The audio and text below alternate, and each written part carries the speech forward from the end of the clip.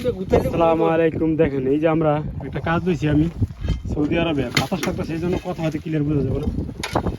কাজটা লইছি এই দেখেন কীভাবে আমুদ দিয়ে, মানে এটা সাপাল দিয়ে গদ করে মাটি দিয়েছে। এই কিন্তু এই জায়গাটা 1 মিটার নিচে, এই বাড়ির দিকে পুরো এই জায়গাটা রোজা থাইকা 3 জন মানুষ 1 মিটার করে গদ করছি।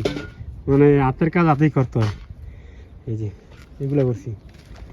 আর এই যে দেখেন আমার লগে আছে এক পাগল, এই তার সিরাটা পরে যে গালিলে রোজা ভাঙে জানোস তুই? এই যে ছেলেটা আবুল কাশেম, তার মানে শরীয়তপুর জাজিরা, সে মাসের মধ্যে 28 দিন পাগল থাকে আর আধ সপ্তাহে 2 দিন। আচ্ছা তোরা যে গালাগালি করলে তো রোজা ভাঙে জানোস? আমার রোজা ভাঙবো এই হাদিস জানোস? এখন কি বলবো, দুঃখের বিষয়। এই যে ওরা রোজার লেগে ওরা মানে বকাবাজি করতে পারে না। রোজা থাকি আরবিতে বলে মজনুর ইসমা, মানে সন্তি পাগল।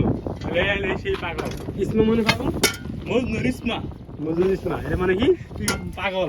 মজনুর ইসমা মানে পাগল। আরবি যারা জানেন তারা একটু জানায়েন। হালার হালা মজনুর ইসমা সন্তি পাগল, মজনুর ইসমা মানে পাগল বলে। দেখেন আমি এই কাজটা, এইদিকে বড় বাড়িটা, বিশাল বড় বাড়ি এইদিকে আছে, তারপরে এই বাড়ির ভেতরও আছে কাজ, মানে বাড়ির ভেতরও আছে। এইদিকে এই জায়গাটু, তারপরে এই জায়গাটু, এদিকে এখন জামগা বাসায় রোজা থাকছি, আবার আয়া ইনশাল্লাহ কাজটা করবো। হুজুর মজনুর ইসমা মানে কি? মজনুর ইসমা মানে কি? তোর এই আরবি শিখাইছে কেডা?